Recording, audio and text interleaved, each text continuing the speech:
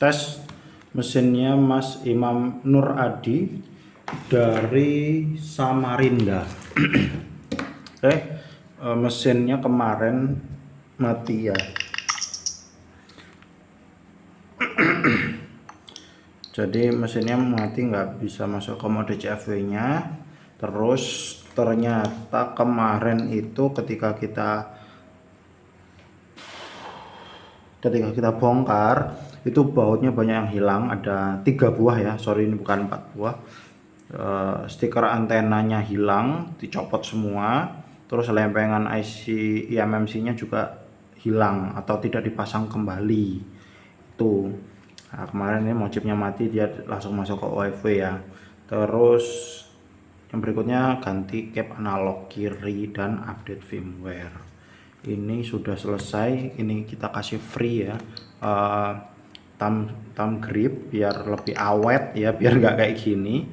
Terus ini juga kalau nggak salah ini glow in the dark ya. Nah, oke. Ini yang analog kirinya sudah kita ganti ya, ini sudah kita ganti yang baru.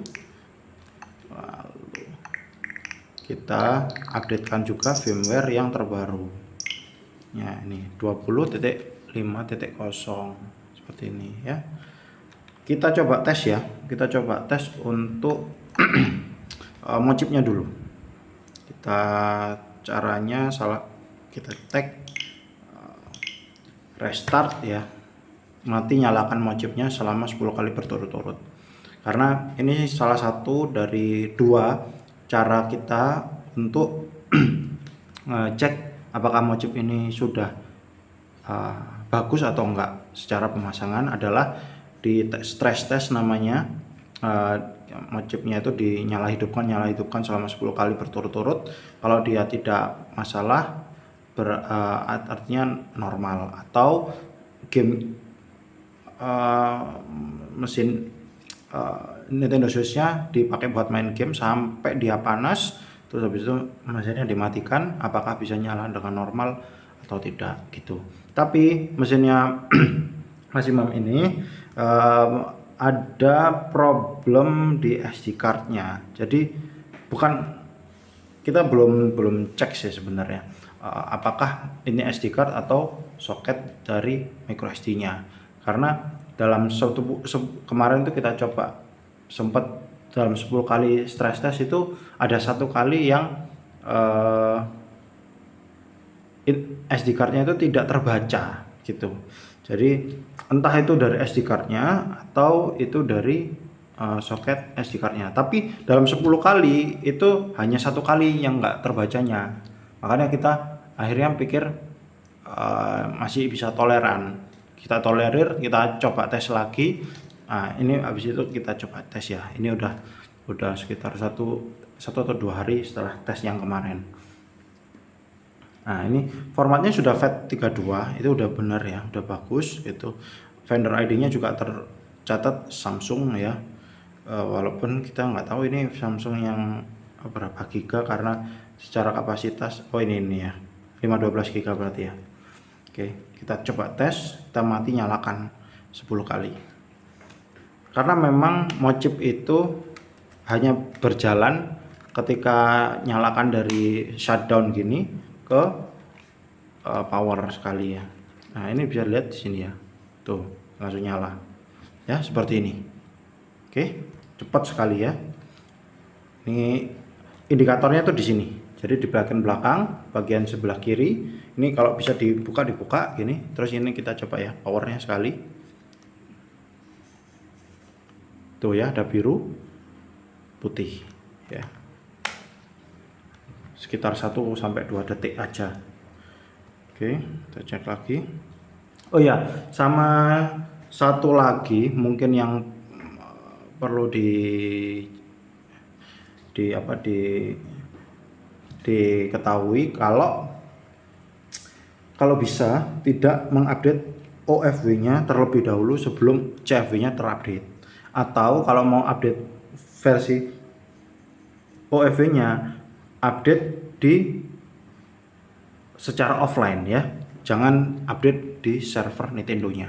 Kenapa? Karena ada faktor itu yang ngebikin mesin mocipnya itu mati gitu. Jadi firmware yang bentrok antara OFW dan CFW itu bisa mempengaruhi, maksudnya si mocip itu jadi bingung gitu. Ini aku mau ikut yang mana? Yang terbaru, sistem yang terbaru atau sistem yang di CFW yang notabene berarti yang lebih lama karena OFW-nya sudah diupdate terlebih dahulu. Nah, itu problemnya. Jadi kalau bisa itu tidak mengupdate OFW-nya terlebih dahulu sebelum mengupdate CFW-nya, atau diupdate mode OFW-nya tapi tidak secara server Nintendo itu ya. Nah, jadi ada pilihannya jadi dua gitu ya. Dan gimana bang cara update-nya? Nanti kita kasih video tutorial update-nya. Filenya akan kita kasih lewat email biasanya, dan step-stepnya nanti selama di rumah ada ini ya, laptop atau PC Windows sama kabel Type C harusnya bisa gitu. Nanti kita ya kadang nggak perlu pandu lah, kita nanti dipandu sama video tutorial khusus customer kami gitu ya. Itu untuk Mas Imam ya, PR-nya maksudnya ini yang perlu diperhatikan gitu biar mesinnya nggak bermasalah lagi. Sama kalau ada dananya, nanti saran saya itu belikan case grip ya, case grip itu casing grip yang seperti ini. Kalau bisa nggak sama nggak apa-apa, yang penting secara strukturnya seperti ini. Jadi Joy-Con ya, Joy-Con dan tablet itu menjadi satu ya, jadi satu kesatuan seperti ini. Kenapa? Karena ada asumsi bahwa Joy-Con itu bisa losing ya, bagian sini, bagian backlog namanya, itu bisa loose karena ketika kita main itu kan gini. Nah, ini tuh punggung jempol kita tuh identik dia naik ke atas gitu. Jadi itu yang ngebuat si Joy-Con-nya itu gampang rusak seperti itu. Kalau ada, belikan casing yang sama jadi satu gitu. Macam-macam modelnya, nggak harus yang seperti ini. Cuma secara struktural itu seperti itu ya. Maksudnya Joy-Con dan analognya itu tergabung jadi satu, bukan casing yang analognya sendiri, Joy-Con-nya sendiri. Yang tabletnya sendiri, Joy-Con-nya sendiri. Itu sama aja, jadi nggak nganu. Kalau yang ini itu kan enaknya adalah ini ada gripnya seperti ini ya. Terus ini kalau misalnya langsung di docking itu langsung bisa, jadi dia nggak nahan, nggak ketahan apapun. Jadi langsung ke dock ini langsung bisa. Itu yang kenapa saya ambil yang model seperti ini gitu. But nggak harus model yang punya kami gitu ya. Mau yang penting secara struktural seperti itu. Maksudnya Joy-Con dan tabletnya jadi satu di dalam satu casing gitu, untuk menjaga si Joy-Con-nya. Oke, mungkin itu ya. Ini kita masuk ke OFW-nya dulu. Nah, kemarin langsung masuk sini ya. Jadi nggak bisa masuk ke pemilihan modenya. Memang saya tuh nggak tahu ya, di luar sana itu ternyata ngeri banget cara masangnya orang-orang itu. Firmware-nya yang terbaru ya, 20.5.0. Oke, kita restart lagi.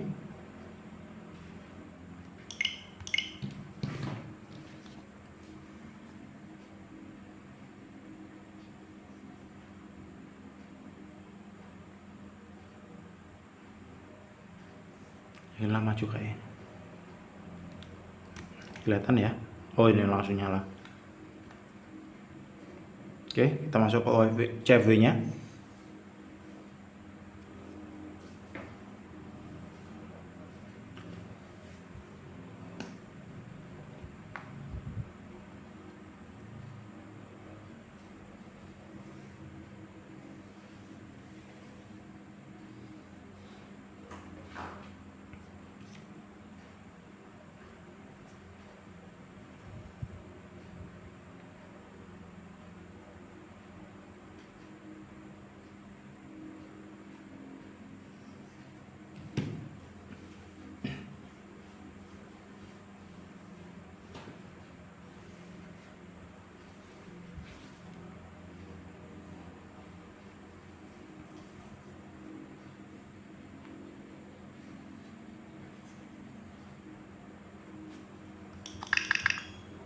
Oke ya, ini aplikasi-aplikasinya, kita nanti kirim aja video tutorialnya.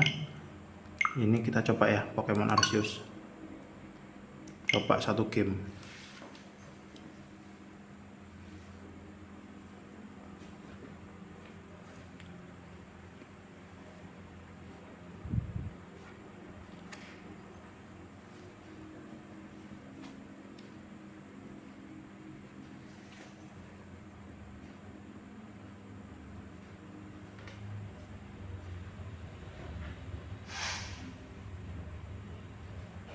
Oke, kita coba cheatnya, bisa apa enggak.